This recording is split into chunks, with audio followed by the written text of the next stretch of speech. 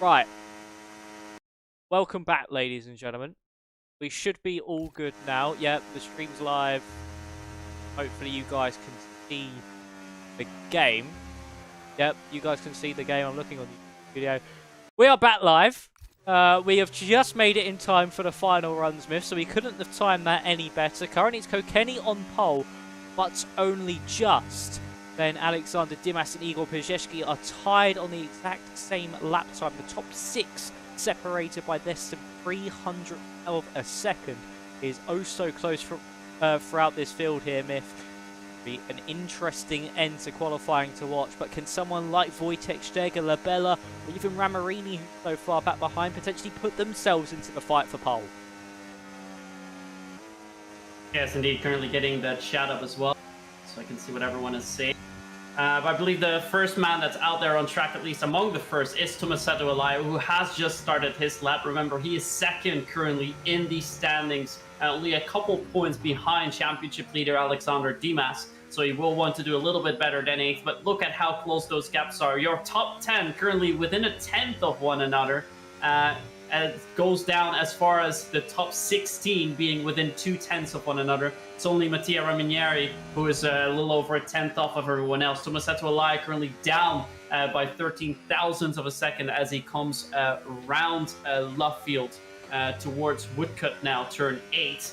Before we have a legendary Cops corner. We'll be able to give you some more information on all the corners of this track later on, but we now see him fly through Cops corner and heading towards Maggots and Backets, now the most famous corners along with Cops of this wonderful track here in Silverstone. Elias got some great lines going through Backets, now coming around Chapel. Has to be an improvement here, but he's down on his own lap time. Has to go for a massive final sector if he wants to improve at all. That's going to be a tough ask as he swings it through Stoke corner. That seemed to be a pretty decent corner, as now the flag has fallen. So whoever comes through now, this is your final run. This is where you need to do it. Now around Club, the final bit. Can Tomasetto Alaya go for an improvement? He goes to pole position!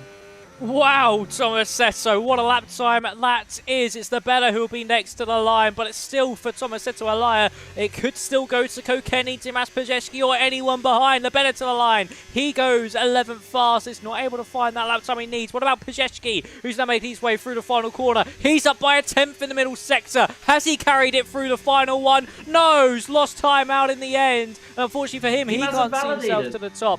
Dimas has invalidated. Largo to the top of the times now at 24.6. What is Kokeni doing? He's down in the middle sector. We might not see any more from the Hungarian here as we head through Stowe corner and into the final chicane. He needs an absolute miracle if he wants to try and take pole position. Koya now up into 3rd place. Lovely stuff from him. Kokeni to the line. What's this going to be? It's just fallen short. He's not found an improvement. Napadowski now up into 2nd place. Steven Vasso still pushing on. He's down in the middle sector. Fiddler to 2nd. Galanay to the top of the times. What about Vasso? He can't find enough to take it away. And once again in qualifying, unless Boba can do anything, I don't think he can. P9. Jeremy Galanay has taken pole position. The Frenchman, who we know is oh so sublime over one lap, especially when that pressure is on. It's been a difficult start to the season, but he comes out on top here at Silverstone. Yes, indeed. So it's pole position for the Red Bull man. Jeremy Galanay takes it by over a 10th on Francesco Lago, who of course is in the championship fight. Now we have Victor Whittler and Steven Vassell, the McLaren pairing, ahead of Oleg Napadowski, who we expect a lot of, especially seeing his performance last season in F4. Then it's Tomasetto Alaya, who's 2nd in the standings, ahead of Daniel Koyev, Tamas Kokeni, Boba, championship leader Dimas in 10th. And then it is followed by Piasecki, Steg, Bieder, Ramieri, and Eve Kubati in P15 for the man who's only 9 points down on Dimas. That is not the qualifying session he was hoping for. No, it is not at all. We are going to have a lobby restart for the 2 5-place grid penalties we saw. They were on their outlaps. But for Jeremy Galanay, much needed, of course, pole position there. So we'll head back to mine and Myth's lovely faces. I bet you guys cannot get enough of us at the moment. But Yeah, Myth, it was an absolutely fantastic end to qualifying there. But for Galenate, it's been a very difficult season for him so far. He's down in 19th in the standings. He's only had 2 points all season. That came at Austria with a 9th place finish. To now put that up to 3 points come the end of qualifying, he could have a huge points haul and see himself now potentially in the championship picture.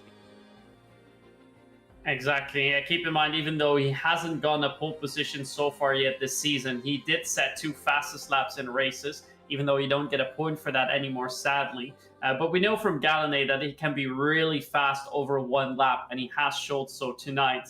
And even if you're down as far as 19th in the standings, it doesn't mean that you can get pole position here. Because last week, I'll remember it was Tomas Kokeni who got pole position, and in the race, he finished P16 after some mishaps. So that's how things can swing here. If we look at the other poles, Dimas has gotten 2 poles this season. Tomasetto Alaya got pole once. That was in Austin. Francesco Lago now has a 2nd pole position of the season with 1 in Austria. This point for pole position does bring him on equal standings with Elias, 6 points shy of Alexander Dimas. Eve Gobadi's yet to pick up a pole position. Vasso's got 1 pole position as well so far this season. And I think with that, we have all our poles. So most of the poles are concentrated within our top 5. But yeah, Kokeni then in 9th, and now Galenay in 19th, who's also gone pole position. So great work from him indeed. Personally, great work. Let's now quickly look over at those standings just before we head into the track map, just to understand what we're looking at the moment. Refresh our memory in case you weren't here at the very start. But as you see, of course, Alexander Dimas is on that pole in 10th place, but is on the top spot of the standings. I think the best drivers so far in this scenario, Myth, is surely Largo and Tomasetto, because, of course, they're both up in, I think, the top 5 each collective. So they're both in a really strong spot at the moment. If they're able to pick up a good result, Dimas not really able to make his way up through the field, they could now see themselves very top, and it's going to be all change, and I think that's going to be how it is for the remainder of the season. Yeah, qualifying is also important. Lago's starting on the front row, P2, so he can definitely make up some ground towards Dimas. For Tomasetto Alaya, he qualified in P6, so still a couple places ahead. There's 3 cars in between him and Dimas, who's 10th. So he can also pick up some extra points, but where it stands now would not be enough points if this is also your race result for him to overtake Dimas, even though it's only a couple points. But for Lago, it would be enough. And yeah, Ave Gobadi needs to come down from P15, so he has a very tough ask ahead of him, but he will need to position well if he wants to stay within that fight. So far, the races where he did score points was a 1st, a 6th, and a 1st place. But we've also seen a P11, a P14, and a P15 in reverse order. That is how he started the season. So he has gone for some improvements, but he will need to keep that up if he wants to mix himself up in that fight. But yeah, good qualifying session for Vasso, who is 7th in the standings, so he can easily swing himself back in. Same can be said about Kokeni. Daniel Kyer is in 7th, so that will be a little bit more difficult for him. And yeah, Victor Whittler, we haven't seen too much from him. He did get a 2nd place in Austin, but aside from that, he hasn't scored any points yet. So is it too late to make your charge? Who knows? But if he wants to make a charge, Max, he has to do so tonight and get some good points in.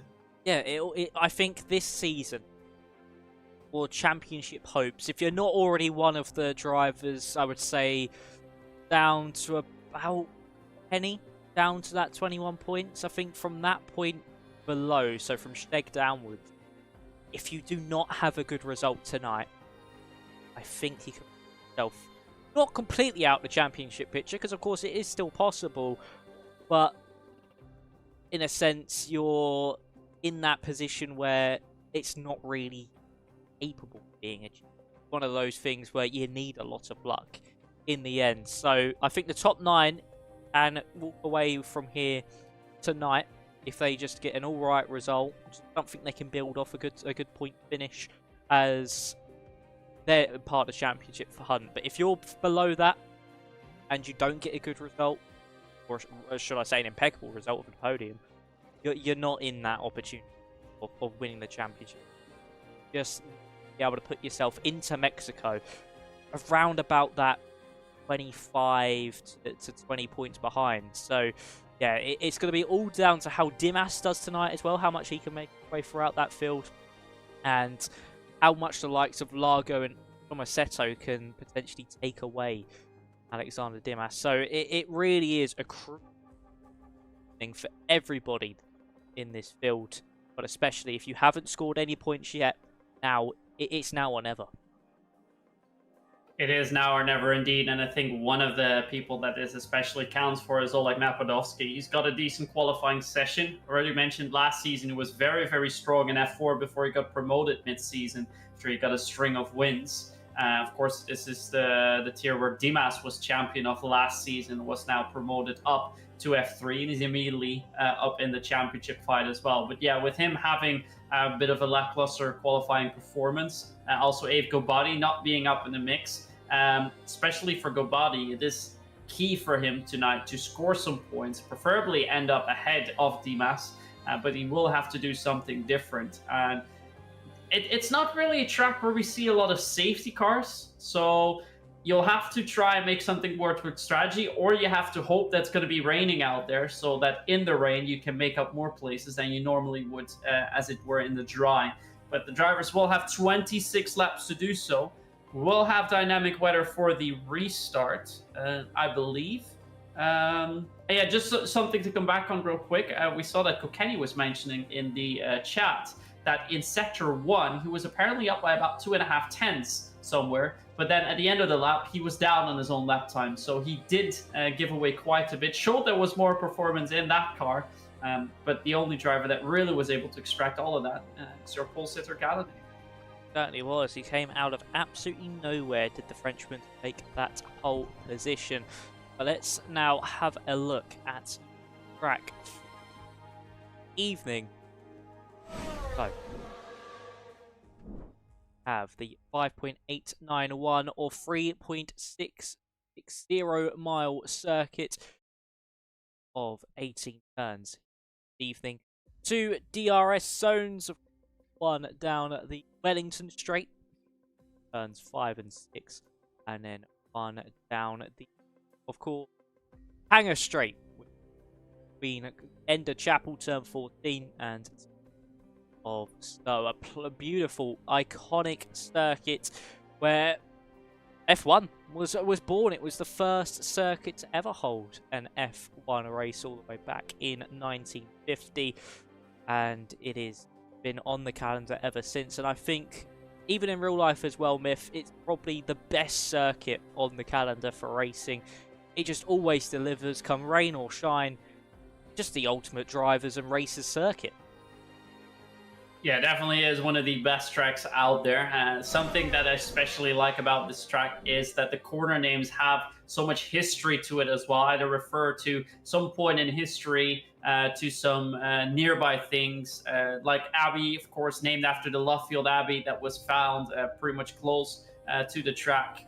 You've got the Wellington Straight, which refers to the Vickers bombers that were stationed there. You, of course, have a reference to Brooklands, turn 6, which was the first purpose-built circuit at the Weybridge in Surrey. And let's see, we have anything else? Yeah, of course, Beckett's, named after Thomas Becket, Lord Chancellor in the 12th century, who remains in the chapel. That is, of course, in turn 14 chapel, the chapel of Thomas Becket. So a lot of history in this track. A lot of wonderful corner names that we have indeed. And it looks like, Max, we have a little bit of a cloudy race coming up ahead. It seems to be fairly dark over the start-finish straight, but for now, at least, it does seem dry. It certainly does indeed, as you can now see on the stream as well. It's a little bit overcast here at Silverstone. Quite dry indeed, but yeah, a circuit steeped with history, the birthplace of Formula One, and has had many modifications circuit as well, going from its just natural army base layouts. An absolute magnificent racing facility we have today. Has had a huge facelift from all the way back 1950, 75 years ago, of course. 2025, celebrating the 75 years, but we are now about to get underway. It's Gallané on pole from Largo in second.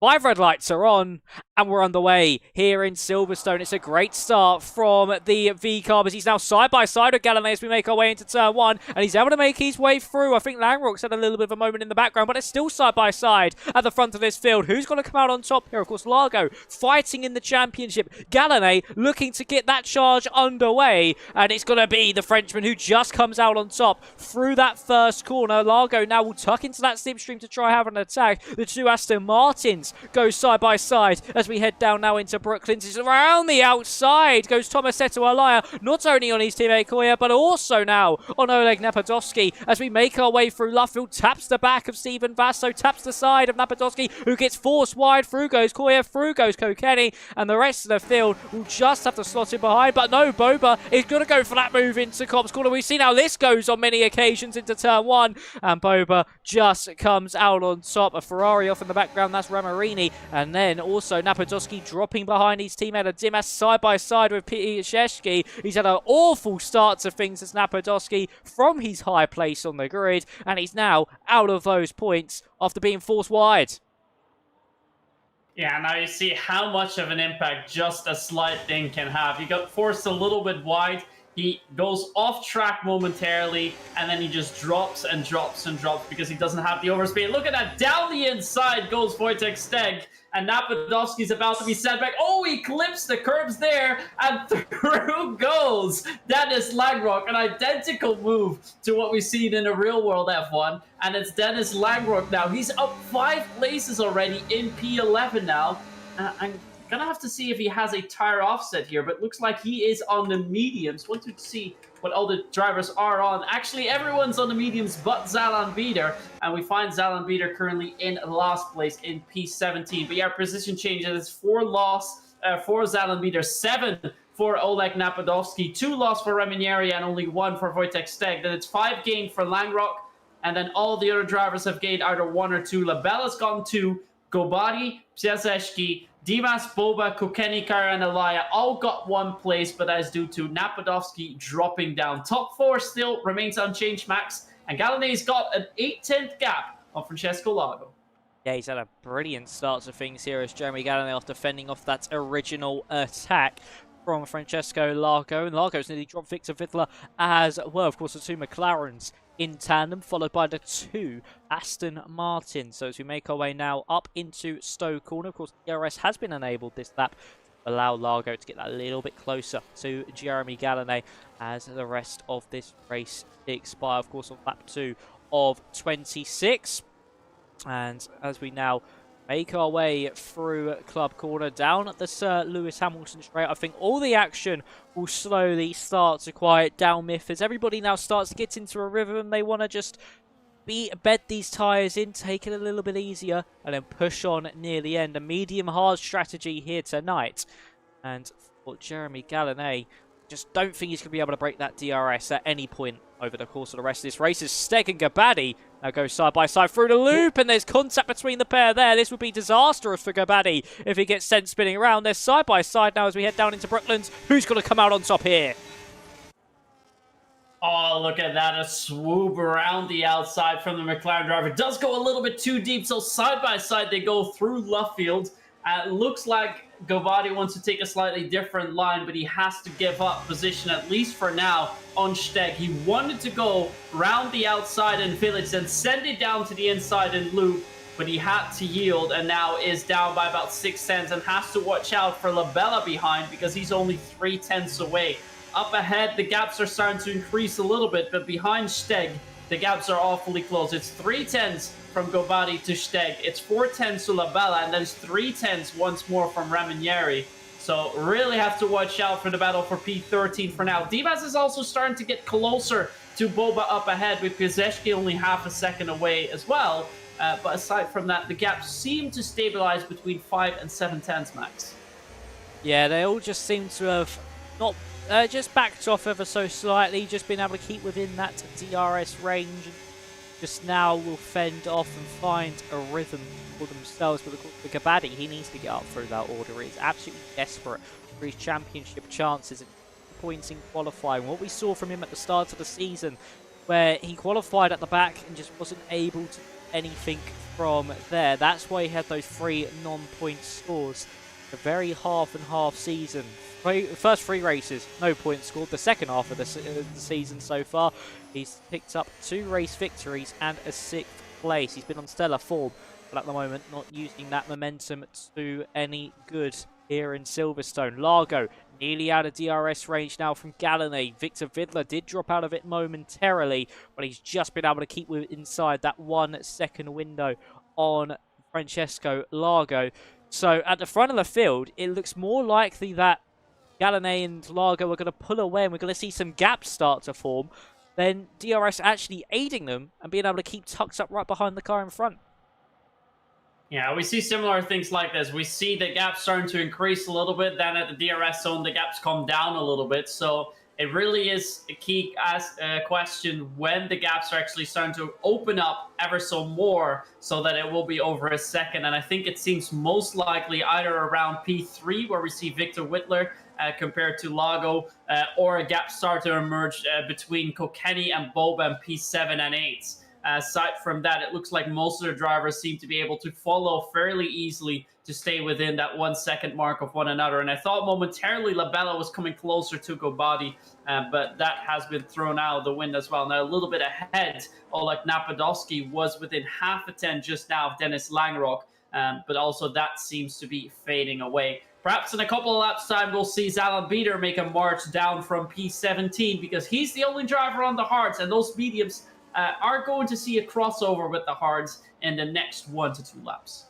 Yeah, we certainly will see that crossover sooner rather than later. And for Bieda, I think he just needs to at least get up to, I would say, around about Wojtek Steg if he wants any chance of making this strategy work at the moment. Of course, the lone wolf on this hard tyre, and it's going to be extremely difficult if he's going to find any opportunity of scoring some points. Evening. Of course, it's always worth going for the alternate strategy, but you need others to do it with you to have DRS, especially when those medium runners do come in.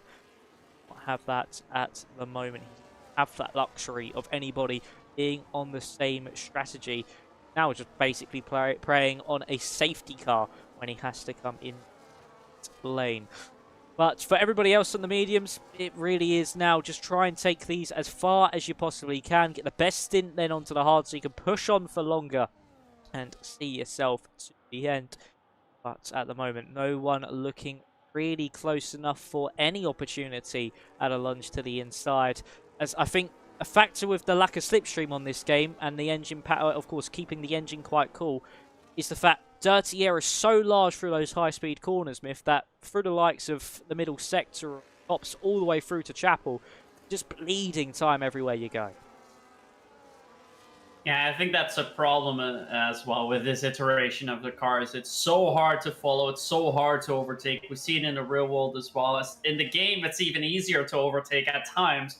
But now when you have this DRS train, it's virtually impossible to get past one another unless you make a mistake. Or if you get pushed slightly wide, as we saw with Napadovsky before.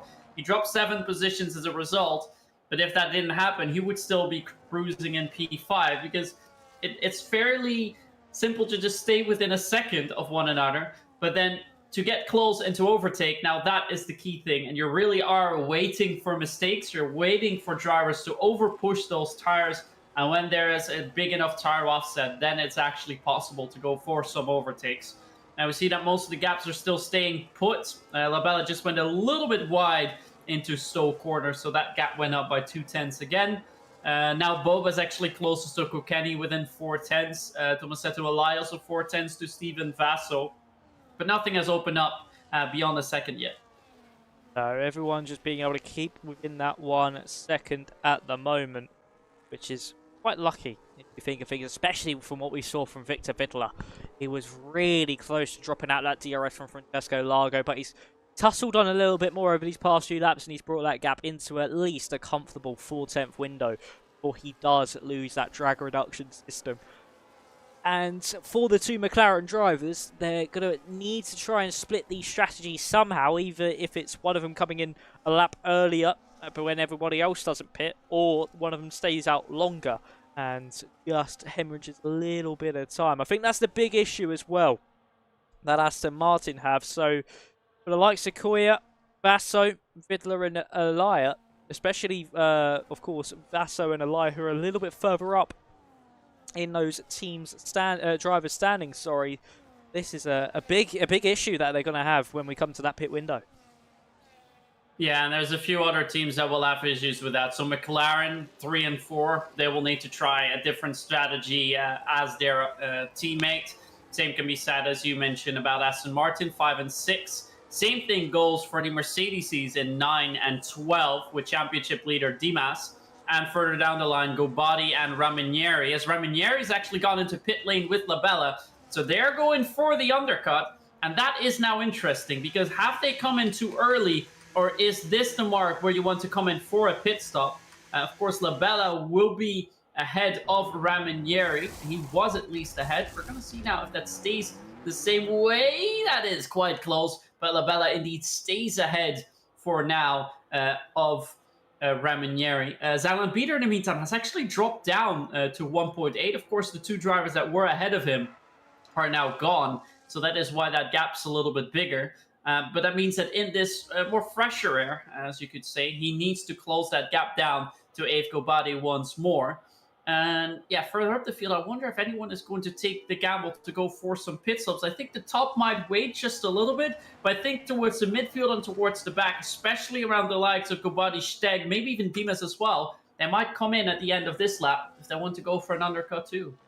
Certainly might do just that. Of course, lap 7 is the earliest you can come into pit lane to take those tyres to the end, but it's still a little bit of a push when it comes to those tyres. So what are we going to see from these drivers? As Wojtek Steg has passed Oleg Napadowski, who's unfortunately disconnected from the session. And there we go, Victor Vidler into pit lane. Same with Elia. And is that Boba as well coming to pit lane? Kokeni's in, Boba is in, Dimas in as well. So this is some very, very crucial moments in this Grand Prix. They're all going to be switching over to the hard compounded tyres. So who stayed out? It was Galanay, Largo, Vasso, Koya, Langrock, Steg, Napadowski, Gabadi, of course, staying out on those mediums. Napadowski's rejoined the lobby, so luckily for him, he can maybe get out and go back round once again. But for Victor Vidler, this is a crucial undercut to see if he now takes that race lead. Yeah, currently I'm watching Valentino Labella to see if he can get ahead of Vidler, but looks like they're already leaving pit lane. Has the undercut at least worked for Labella, or will everyone be out ahead of him? It looks like for now, he is behind his teammate. Yeah, it looks like he has not been able to get that overcut to work. The undercut, sorry, because all the other drivers are still ahead of him. Napadowski has to close the gap to Bieder. Wheeler has actually closed the gap onto Gobadi. The gaps up ahead have now started to emerge. Francesco Lago is amping up the pressure onto Galani. He might go for an overtake just now on the hangar straight. Gets awfully close to the back of that Red Bull, but decides to stay behind in that racing goal for now. But he goes a little bit wide, as does Galani. But they both dive into pit lane. Make sure you brake early enough so you don't slam into the back. But look at that. He breaks it off nicely. Everyone now coming in. At least top 4 is in. Langrock actually decides to stay out. So does Steg, Gobadi, and of course Bieder. But the top 4 is in now as well, and they are in that main fight with Whitler. So let's go over to Whitler and see if they can stay ahead of this McLaren, or if they have gotten the undercut to work. Yep, so as you can see, just then, everybody now trundling down the pit lane. Napadowski, of course, Galanay, sorry, Largo and Vasso, all trying their best to stay out in front. We're on board now with Victor Vidler as he makes his way through that first corner. There is Jeremy Galanay. He's got the jump on Francesco Largo, has Victor Vidler, but just not on the Frenchman in front of him. So for Victor, he's got past one.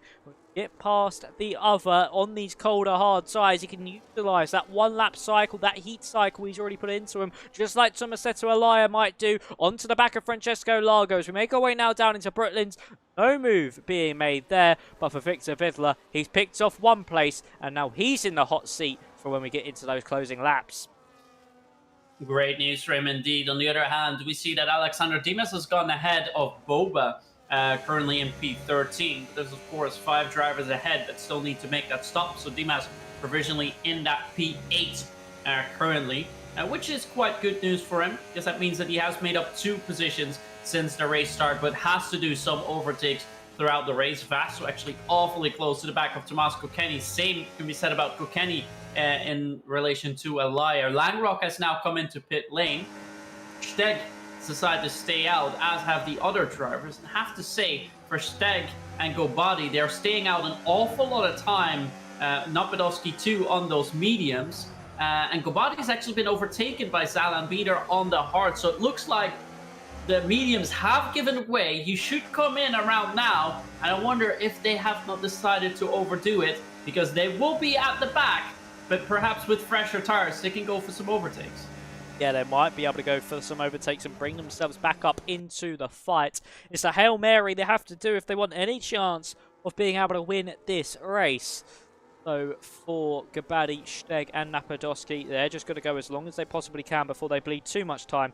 Come into the pit lane, get things underway once. So for this trainer cars that have already made their pit stops, the likes of Galanay, Fiddler, Largo downwards. About now just managing those hard compounded tyres, isn't it? If just making sure they keep the correct window for those closing few laps. Of course, if the likes of Steg, Gabadi and Napodowski do catch up, they have a healthy tyre deficit and they could be carving through this field like a hot knife through butter. Yes, indeed. Just like you said, we're now, at least I'm now watching Steven Vasso, who's gone within about 3/10 of Kokeni up ahead. We saw a little wobble from him coming out of Beckett's, but as soon as we leave Chapel, the gap has started to increase a little bit. Gobadi and Napodowski have now come in. Steg and Bieder are still staying out. For Bieder, that makes sense as he's on the hard. For Steg, he's trying to push those mediums to the absolute limit. But I think for Napodowski and Gobadi, they will come out behind Dennis Langrock. The big question is if they will be behind him more than a second or within a second. I am expecting more than a second behind him, so they will have some catching up to do.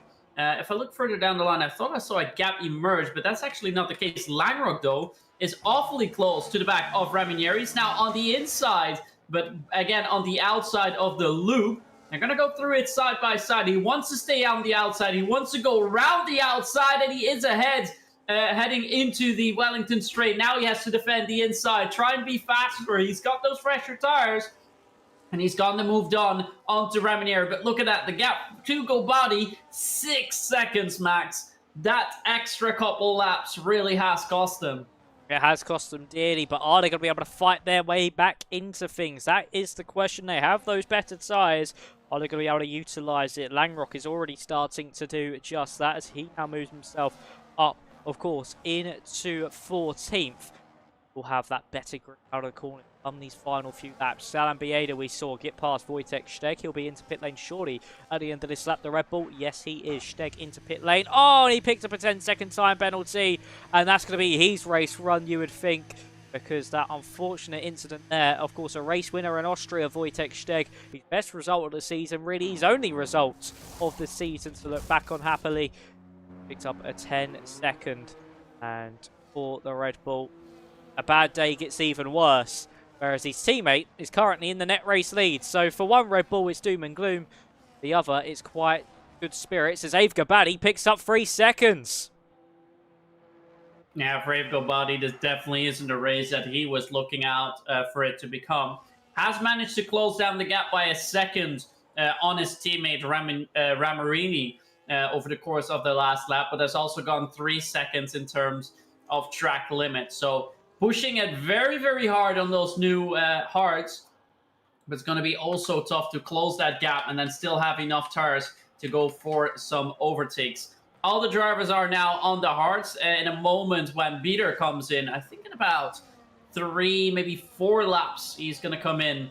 Then he will be the only one on the mediums. But the good news for him, I don't think the rest of the pack is able to be all that fast.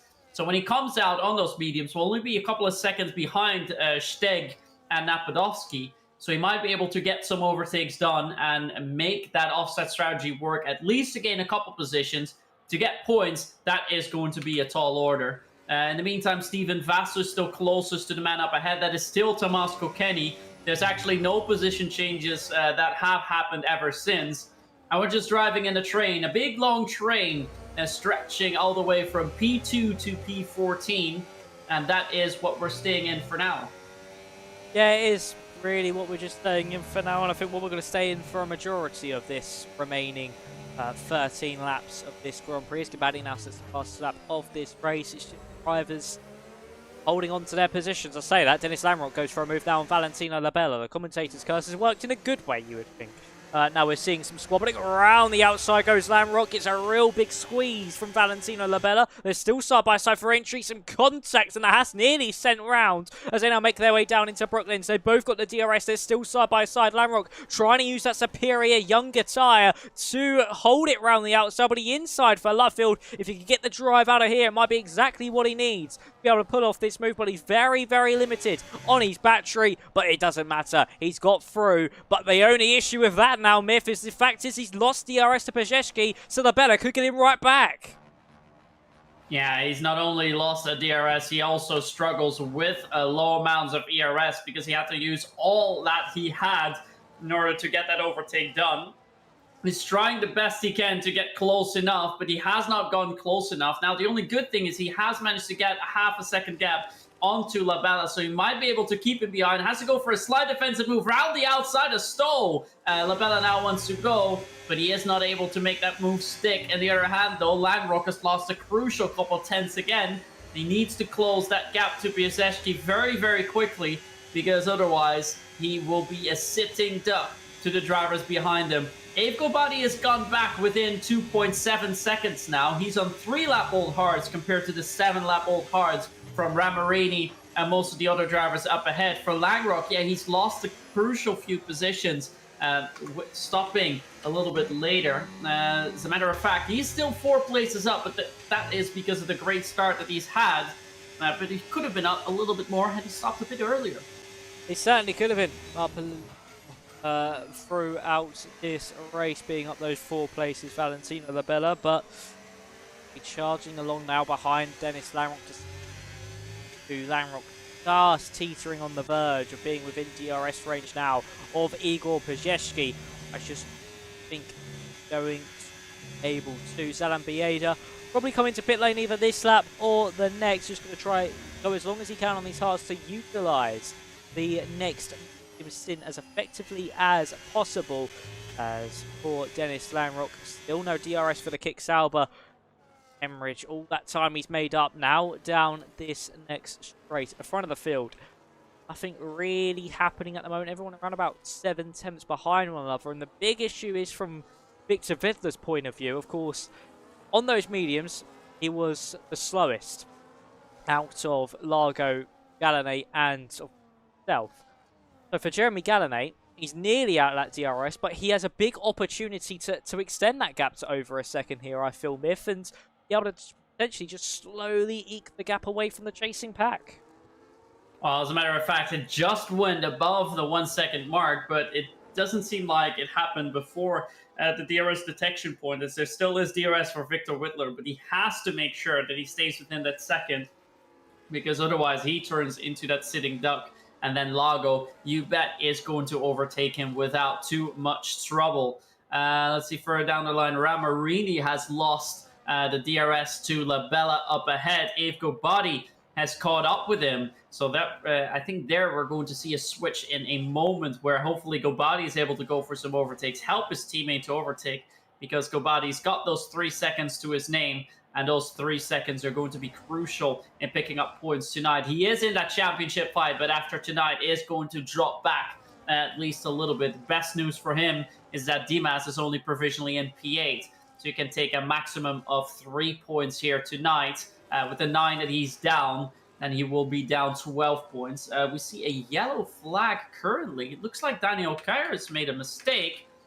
He's actually into the wall. He went off in Stowe. How did that happen?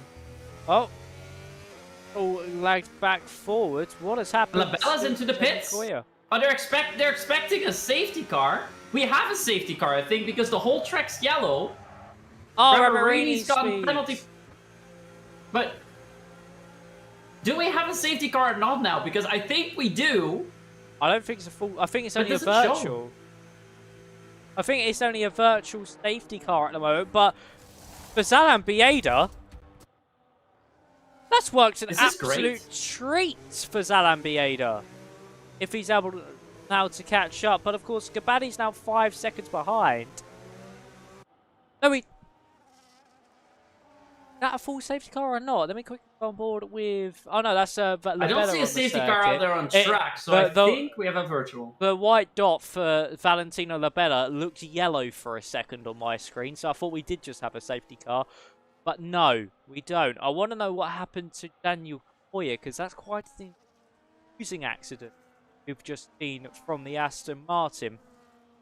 And for Jeremy Gallinate, of course, he actually broke DRS under virtual safety car. We are going to go back to green flag racing, and it is now Pajewski has got the jump on Boba. That's brilliantly timed and a brilliant execution of that virtual safety car. But this is really shaken up the pack here, Myth. And look at that. Dimas is out of DRS range of Stephen Vasso. Kenny's out of the DRS range of Elia. And Pajewski's got 10 seconds for ignoring yellow flags. So potentially, he jumped the gun a little bit too soon.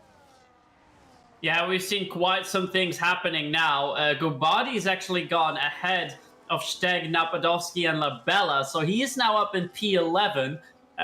By the sound of it, it looks like Daniel Kyer had a wheel disconnect, which caused him to be sent off into stow, getting front wing damage, and now has to start from all the way from the back. The great news for Beater is, though, he got a cheeky pit stop out of it. He is now on fresh mediums, and he can catch up with the drivers up ahead, but he first has to catch up with Gobadi. That's not going to be too tough, but then the gap's 4.3 seconds to the men further up ahead, and the names of Langrock and Boba, so it'll be awfully hard to overtake. Alexander Dimas, who's also got a position in all this medley up into P7, he's now down 1.5 seconds to the drivers up ahead, so he has to watch out for Piasecki, Boba, and Langrock behind him. Good news from Dimas is that Piasecki has a penalty, so he doesn't have to be too afraid of what happens with him. But Zalan Beater, definitely quickest man out there on track. He is the man that we currently need to watch because he has got a great opportunity now, Max, to score some points here tonight. He certainly does. So he needs to close down that 4-second gap. Be able to get past Dave Gabadi to Dennis Langrock in front. I do not see why that's not going to be possible for him to do. There's got a purple middle sector as well, so he's really flying at the moment. And looking to the inside line now for Dave Gabadi. That just sees himself through. Lovely jubbly and up into 11th place. So we'll be hunting down Dennis Langrock. Nobody at the front of the field seeming close enough to go for any move. Keep away from the front for now. It's all about this hunt from Zalan Bieda. Can he make his way to the top? He set a 27.3 on that previous tour. I think the best thing to do is to look at what the likes of the front runners are doing as well here, Myth, on their next lap to see how much that pace difference really is. Yeah, and there's a few other drivers that also went in for an extra pit stop. Labella and Ramarini have done so, but they now have to catch up quite a bit to get close to the back of Napadovsky. So they're trying a different strategy. They have to, because otherwise there are no points in them for it.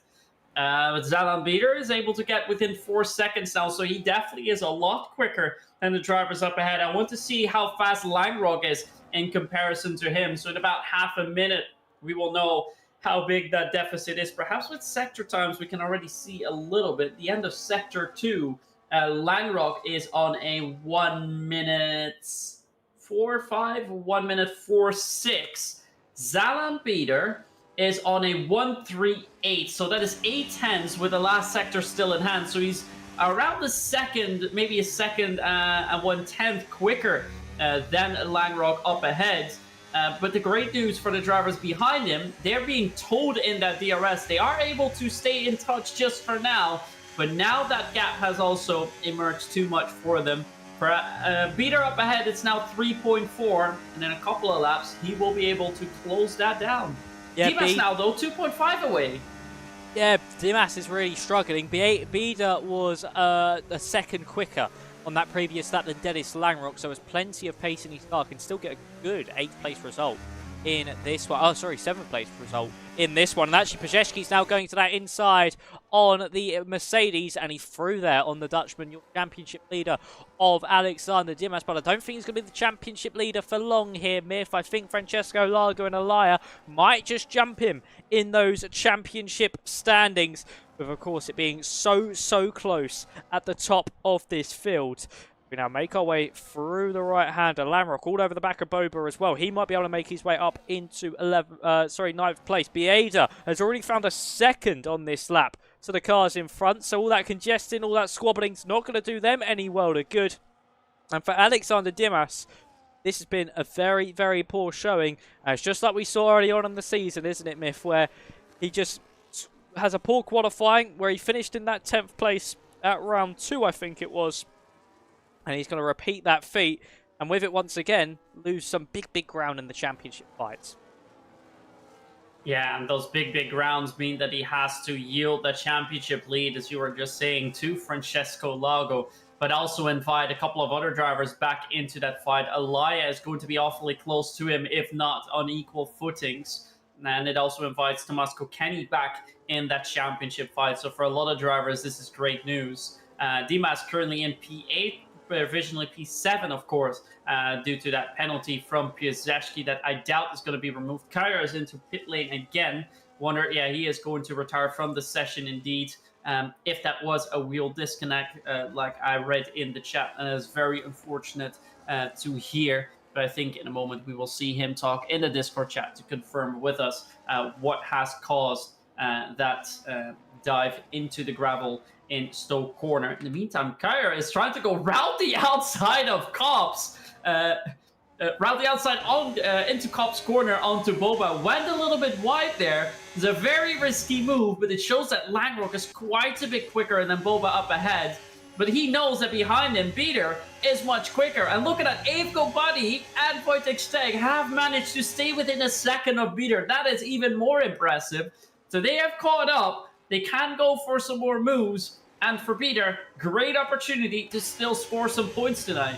It certainly is a spectacular opportunity. Of course, when we cross the line, we'll have 5 more racing laps to go here in Silverstone. That line now. Ramarini just made his way past Valentino the Bella as they struggle at the back of this field.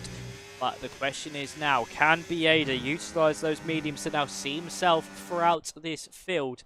Make his way to the front, and crucially, talking about the front here, Miff, Jeremy Galloway, did he just break DRS from Victor Fittler? No, just did it a little bit too late. Once again through the loop, and he's not able to break that DRS once more on the McLaren, but as things currently stand, if the gap stays like this on that final lap, there's surely no way that the German can fight against the Frenchman, and Galloway could be looking at his first race win of the season.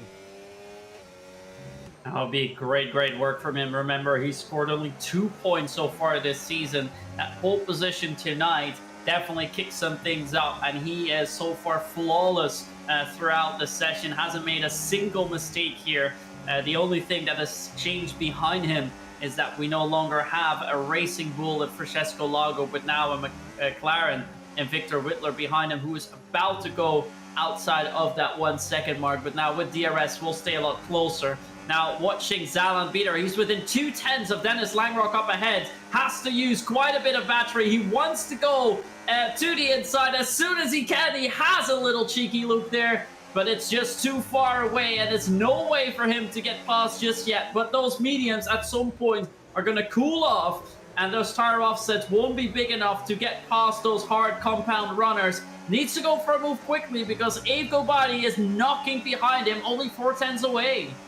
Yeah, he certainly is, and Bieda, his tires will start to slowly hit that cliff around about now. And look at Langrock. We're going to stay on board with Bieda as we watch this battle between Langrock and Boba. They've made a little bit of contact as we make our way through the corner. Now up into the loop. Boba will just try slot in front. Bieda's going to look for the traction, look for the run against Dennis Langrock. Just not close enough to wiggle up the inside into Aintree. But Langrock struggling with the battery once again. And here comes Zalan Bieda to the inside line as easy as you like, and makes his way up into that top 10. again. And for his next victim on the list will be Boba, who Lanrock was struggling to get by for so long. He was quicker, but just couldn't seem to wiggle his way through. I think Gabadi in the background as well could be going for a move as we now look into Cop's corner. No move being made there from Bieda. Gabadi was looking for it onto Lanrock. He drifts out wide.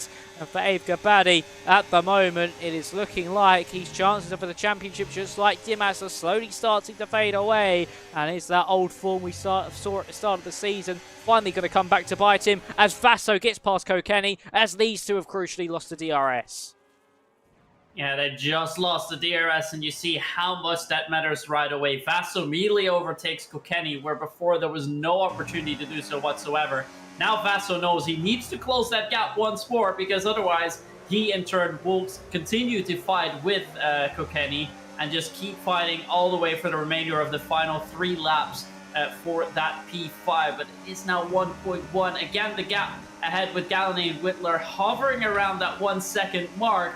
It might just be over that 1 second mark now. It comes awfully close. There is no DRS this time. He is now a sitting duck for Francesco Lago behind. He has got that DRS. He's going to the inside. Side by side they go. And he has to yield at least for now. Maybe a swap round the inside. Tries to go round the outside of Luffield towards Woodcut. He's diving back to the inside. It is so close between numbers 2 and 3, but he knows he needs to let it go a little bit.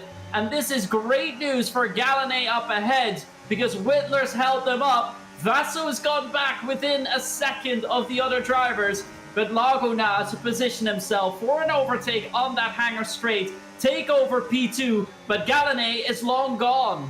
It's all eyes wherever you can look. You got to try and look everywhere at the moment in this field, because Bieda was trying to move on Boba while that was happening. As to the inside goes Francesco Lago into Stowe. Can he get this one done this time around? No, just falls short of getting that move done, or does he? As he looks to the inside now into Vale. Late on the brakes goes Francesco Lago. It's a little bit of a slide. Vidler sees himself back through the up and under from the V-Car. There's contact between the pair. Vidler forced out wide. Here comes Elliott now to the inside of the pair of them. The Aston Martin, can he make it into second place? He forces Lago wide. Two title rivals go side by side now into Village, and into the loop we will go. And it's Thomas Elia who makes his way to the front, as Vidler now side by side with his teammate Steven Vaso. Francesco Lago can fight back with the DRS against Thomas Elia. This is big moments in this championship picture, as there's Vaso to the inside of his teammates. Is he going to be able to pull this one off? The Ukrainian will now hold it round the outside, but he's just not close enough to get that move done, and he's going to have to try get the run all the way up into Cops. Great fighting all the way through from P2 to P5, and Kokeni is starting to get involved as well. Gallané is long gone, 3.2 seconds. He's going to get that race win until something else happens, if anything else happens. Alexander Dimas has to watch out that he doesn't go outside of the 1 second zone of Piasecki, because it looks like he will become, will get under huge pressure from Boba and Bieder behind, and they do not have a penalty, so losing a position to them means that you lose some crucial points potentially in that championship fight. For now, he's safe. Perhaps in the next lap won't be, but we are now going to go to the final lap. Gallané is going to cross the line for lap 26 of 26. The gap to Elias come down a bit, but he can chill it a little as well, as it's 2.9 seconds. The gap 10 to Lago, 6:10, 6:10 to Whittler, 2:10 to Steven Vassell behind, 1:10 even. He wants to go for a move here. He's trying to break early, try to go around the outside of the loop, try and go back to the inside now, heading through Aintree and onto the Wellington Straight. He has to make a move now if he wants to get more places. Dimas and Boba are fighting as well. Looks like Boba is starting to get through here, and Boba has gotten the move done onto Dimas. Dimas now in turn wants to go for that retake onto Boba, but stays behind for now because he didn't have DRS. Oh, just couldn't able to get by there was Alexander Dimas. Brilliantly done from Boba, but we really need to focus on these battles up at the front of the field as well. It's kicking off everywhere you look as we're on this final lap of the circuit and the final lap of this evening. A big moment in the championship picture if Dimas falls behind Salam Bieda as well, only picking up 1 point this evening. But what about who comes out on top between the two drivers that are just behind him in the championship? And it looks like it's going to be Tomasetto Elia, who's going to pick up that second place. But at the front of the field, this man took pole position convincingly, has dominated this race, has not looked back since, and Gallané might have just awoken his championship challenge at the latest time possible. He wins here in Silverstone. The Frenchman reigns supreme here in Britain, but who's going to get that 9th place? Is it going to be Dimas? Is it going to be Bieda? It is going to be Alexander Dimas, but of course Pajecki's 10 seconds will move them up into 8th and 9th.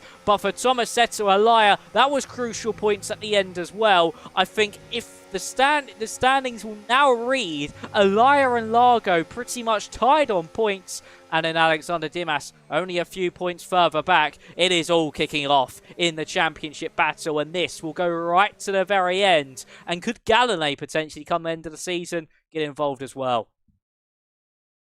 Great result from Gallané indeed. The Frenchman, after getting that pole position, like we said, also gets the race win here. Managed to break away the perfect opportunity and was never in real danger of losing that first place. Joining him on the podium, Tomasetto Elia coming from 6th all the way up to 2nd. Lago from 2nd down to 3rd now, but scoring some crucial points here. But for now, at least staying 2nd in the championship, because Elia will be our new championship leader. Then it's Whitler ahead of Vaso. Kokeni finishes in 6th ahead of Boba. Dimas still scoring 3 crucial points in a championship fight, but definitely going to lose quite a bit. Then it's Alan Beater ahead of Lagerok, who brings home the last points, ahead of Napadovsky. No points for Ave Gobadi. He's going to drop down a bit in that championship fight. And then it's Bezeshian 13th, Stegen 14th, Ramarini 15th, Labella 16, and our only DNF for tonight, Daniel Kerr in that Aston Martin. But what we can only assume was a wheel disconnect. That opened up the points for Zalan Bidar. It was the perfect moment for getting a virtual safety car. But for the drivers at the front of the field, it did not matter for them. And a great result for Gallané. It certainly was a spectacular result there for Jeremy Gallané. Hopefully, drivers chat into the waiting room for an interview. We had Elia, Largo, and also Jeremy Gallané on to those top 3 positions. But for Gallané, he might have just saved his season at the latest. Try and get himself involved in the fight. For everybody else, though, for Elia and Largo, they have taken points away from Alexander Dimas, jumped him standings. But if you're Alexander Dimas here, and also Abe Gabadi as well, you're going to be extremely tight, wouldn't you? For Gabadi, especially, he had the perfect opportunity to at least claw some points back against the Dutchman qualifying. And now, he's going to fall even further back, potentially be out of this championship fight come next week. So, a big opportunity there from Gabadi. Dimas, lucky enough, he had that cushion going into evening that he's only a couple points back. So, yeah, for Ave Gabadi, commiserations, a real big opportunity wasted. Yeah, if we look at the standings now, if the results stay as they are, Dimas going to pick up 3 points. Will move up to 49. Gabor Jantos, of course, will remain at the 45 as he has been promoted. Tomasetto Elia will be a new championship leader, 52 points. Francesco Lago, of course, picking up 11 points. No, I'm saying that wrong. He did not get a pole position at all. So he will get 10 points, will be on equal footing with Dimas on 49, so 3 points down of Elia. Ave Gobadi not picking up any points, will remain on 37. Same can be said about Galindo. Vassal picking up some nice points, no points for Kair either. And for race winner Jeremy Gallané and also pole sitter, is going to pick up 17 points tonight, bringing his total to 19. So he will still be 33 points behind championship leader. So it's making a nice jump up there in the standings, but will be quite far away. Vaso and Kokeni will be picking up some nice points to get a little bit closer. They were down 23 and 25 points to championship leader Dimas. So that's going to be a little bit less, but they're hovering around those 20-point marks. As for Whitler, he gains a little bit as well, but he was 34 points down, so that's not going to be too easy for him. So a couple new drivers have managed to at least get within that fight after tonight, Max. But yeah, Dimas goes from first to shared second. Yeah, it's been disappointing there for Alexander Dimas, but for Gallané and co, they have reaped the rewards and potentially put themselves into contention. But Tomasetto Alaya in the waiting room at the moment, looking like the only interview we are going to get, Myth. But now our new championship leader, we speak to the man who currently finished that race in second place.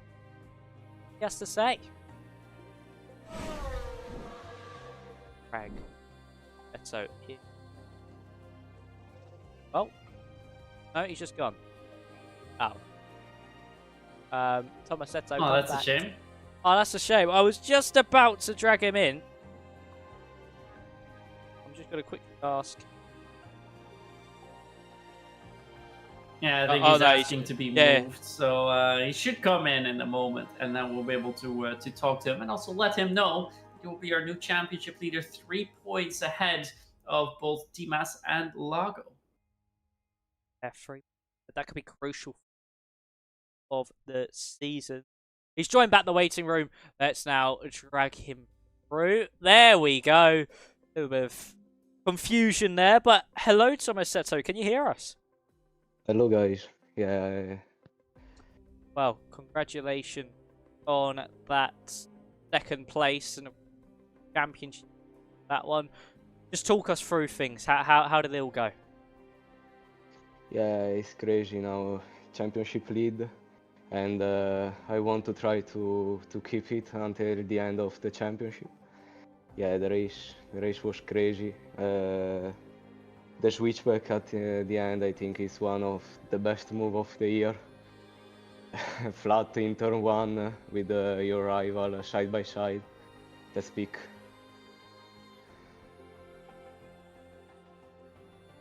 Quite a night. Yeah, it was some great fighting indeed.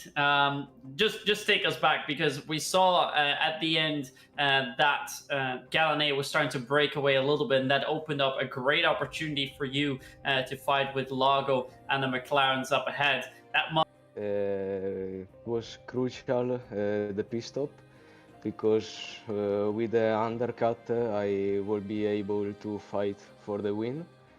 But yeah, Gallonier was on an insane pace since the quali, so it was just impossible to take. But yeah, the pit stop was just crucial for this result. Very good. And then just to take us back to the start of the evening, the qualifying session, you ended up qualifying in P6. Were you happy with that result? Yeah, I just missed the last lap, but yeah, it was crazy qualifying. Yeah, I didn't expect at all a qualifying like this.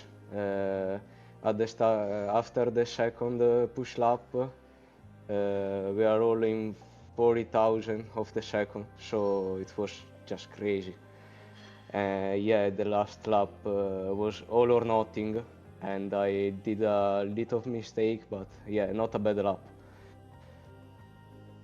Yeah, and with that overtake on Lago, not only getting a P2 instead of P3, but also now getting that championship lead. Had you not gone that overtake onto Lago, Lago would be our new championship leader, 1 point ahead of you. But now you're 3 points ahead of both Dimas and Francesco Lago going into round 8 of Mexico. How's Mexico for you? It feels good in Mexico, but I try my best, like always in every race, and I hope to do a great result also in Mexico. Sounds very good. Max, any questions from your end? Yeah, just one more, Tomasetto, of course. We've mentioned about the championship thing, but just what's your expectations for the final few rounds? Is it just take everything one race at a time and then just see what happens come the end of the season? I don't want to think a lot about the championship. I want to do step by step, race by race, and then if I win, I win. If I lose, I lose. And yeah, I want to think about every race and not being focused only in the championship. because it's the best way to lose it. So just focus for every race. Yeah. About the focus for the rest of the races taken one by one. So yeah, congratulations on your podium and championship lead, and hopefully we'll be back on the podium next week. Yeah, I hope. Thank you, guys. That's Tomasetto player went, and that will probably be it for the. So quickly, before we head off, a shameless sim racing setups ad for, of course, us here at PSGL. If you want some professional made setups for just $49.99, 1 penny off £50, you can get an esports stable, quali, race, and wet setup for every circuit, alongside optimal race strategies, meta setup updates, so it constantly changes with the game. You don't have to pay anymore for an updated setup, and it is made by pros that are compatible with all devices that, of course, run F125, Xbox, PlayStation, and PC. And use code PSGL for a 5% discount over at simracingsetup.com. But, Myth, I think that is going to be all for tonight. It was certainly an interesting evening. Maybe not overall too exciting for a majority of the race, but at the end there, it certainly did live up to the hype. And, well, we come out of things with a new championship leader. Yeah, Yes, indeed. Thankfully, the race was really good. It was a little bit shaky, of course, with all the things happening with OBS. And then next week, we're going into Mexico before we have our break. But I believe that Tomasetto still wants to say something. Tomasetto, go ahead. Yeah, I want to say thanks to my engineer, and that he called this pit. Well, that is the shout out. Thank you so much for that. Engine. Big shout out to all the engineers. Drivers would not be anywhere near as good without them. They have too much on their plates.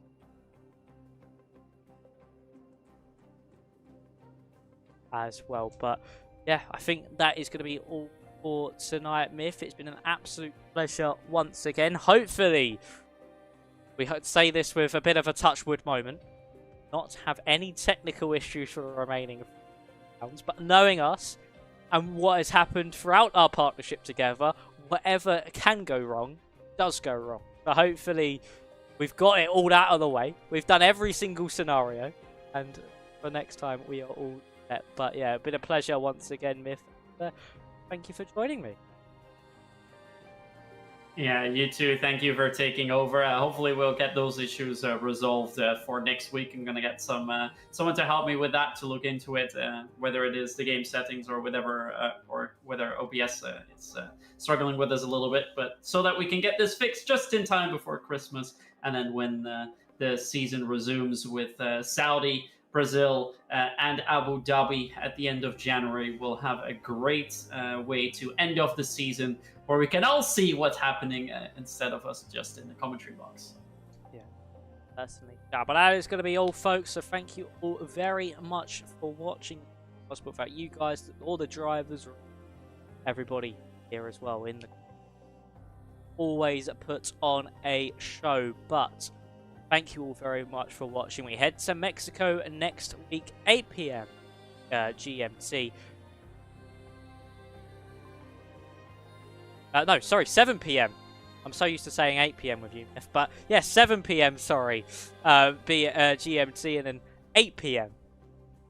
in time. There we go. We get it time around. But the question is, will Tomasetto be able to hold on to that championship lead? Will we see someone new take over the throne? End up fighting back? We'll have to wait and see. See you in the next one. See how Mexico. Thank you very much for watching. See you. The final race 2020. Thank you and